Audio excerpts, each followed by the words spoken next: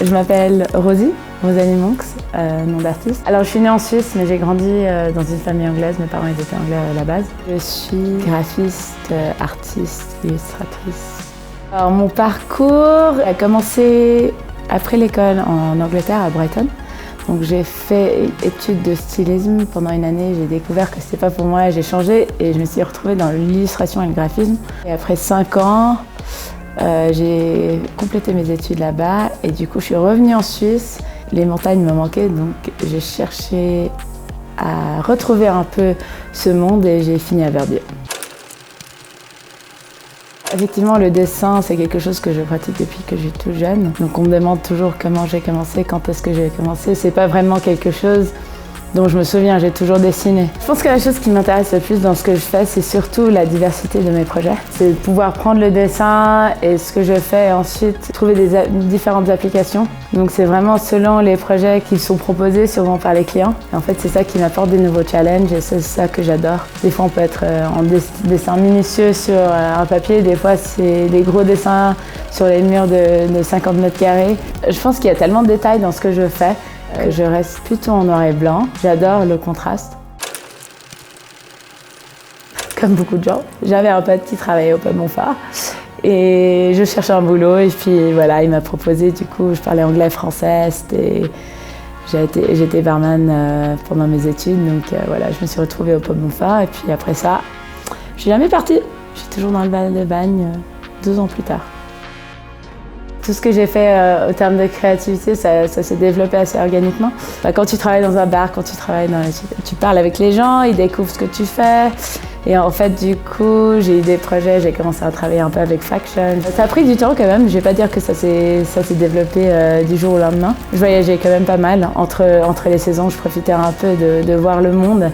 Donc je me développais personnellement au niveau de ma créativité. Je faisais les dessins, mais ensuite, c'était pas vraiment au niveau du business. Je suis devenue un peu plus âgée, un peu plus sage, et puis je me suis dit pourquoi pas m'installer ici. Il y a une sérénité d'être à la montagne, dans la nature. Mais tout en même temps, on a cette connexion assez internationale à Verbier. On a des gens que ça tourne, ça circule. Tu as toujours des nouveautés. Donc c'est vraiment un très beau mélange entre la diversité qu'on peut trouver en ville, mais dans un cadre montagnard.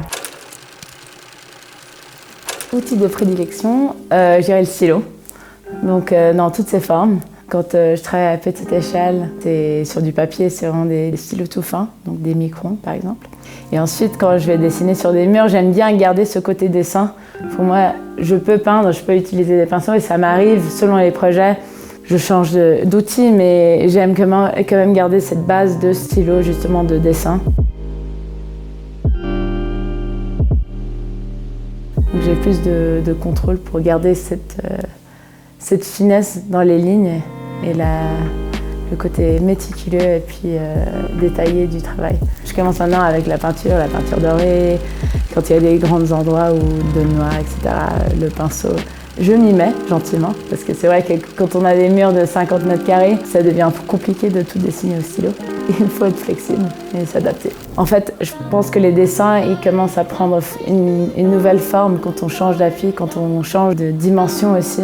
Quelque chose qu'on peut dessiner avec plein de détails au niveau A4 sur un papier. Si tu ne peux pas garder les petits détails au niveau d'une fresque, on doit tout agrandir. Ça, j'aime bien comme challenge vraiment d'adapter un dessin et puis de changer selon l'échelle du projet. J'ai beaucoup d'inspiration qui vient de la nature. Ce que je fais, c'est assez minutieux.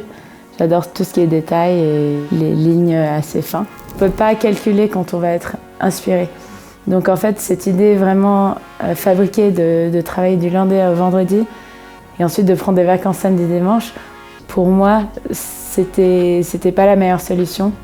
Des fois, l'inspiration, je vais travailler le soir, la nuit, le dimanche, et tout à coup, le lundi, j'ai juste envie de partir, de sortir, de profiter de l'environnement, de la vie.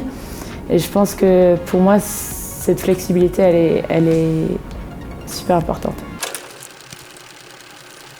En fait, j'aimerais vraiment continuer à développer mes propres dessins, mes propres projets.